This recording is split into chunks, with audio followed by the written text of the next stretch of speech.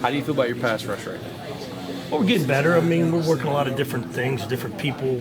Continuity's going to get better as we keep going. Middle of camp right now, a little bit banged up. Everybody's got bumps and bruises, and we're working through a lot of the fundamental things that we have to do to get better. You know, a lot of times, too, with pass rush, people talk about sacks. You know, I'm a big believer in tip balls, knock down balls, get a couple tip passes. That's a big help, too.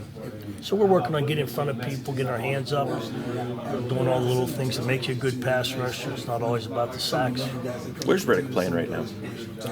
He's playing defensive end. But where on with the ones, with the twos? Everywhere. Everywhere. No, we really do. We rotate them in 1 and 2 so they get to work with each other. We really don't have. We're hoping we can get to the point where we don't have that one who's a 2, because we'd like to get a rotation going with our people to keep them fresh. So we're not trying to create that, you know, who starts, how they play the game. A lot of it maybe depend on the game, you know, what kind of type of game it is. One of the questions was durability. Do you think he has the body type? Do you think he can be an every down guy for you? Oh, he can be an every down guy. I mean, he's about 240 now. He's gaining weight. You forget in the summertime he was here. We weren't allowed to feed him or do anything with him. So he's now eating well and gaining some weight. So I think Shaq's about 242. Now it's camp, so he's losing weight. It's not fair to him, but I think he vacillates somewhere between 242. We'd like to get him up around 250 if we could. Are you starting the process of cutting down, seeing what guys are going to be in that rotation, or is that something you wait until closer to the season? I think we're getting better. We're in that mode where we are. Because of bumps and bruises, we've had to adjust that. But I think we're paring it down pretty well. We'd like to come up with 6, 7 guys.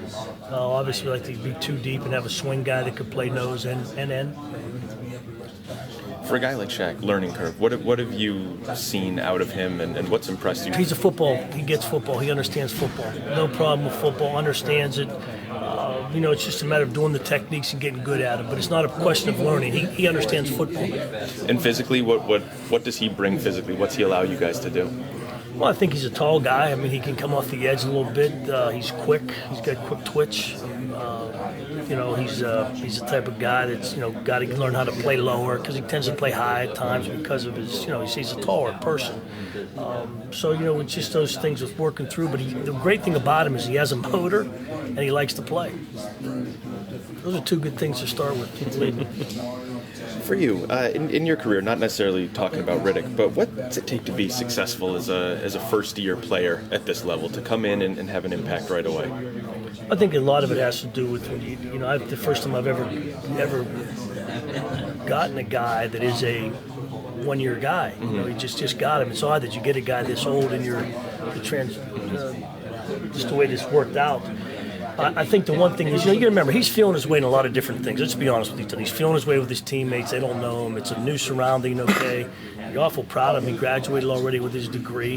He has his degree already, started on another degree. He's highly motivated. I think the one thing he wants to learn, he's coachable.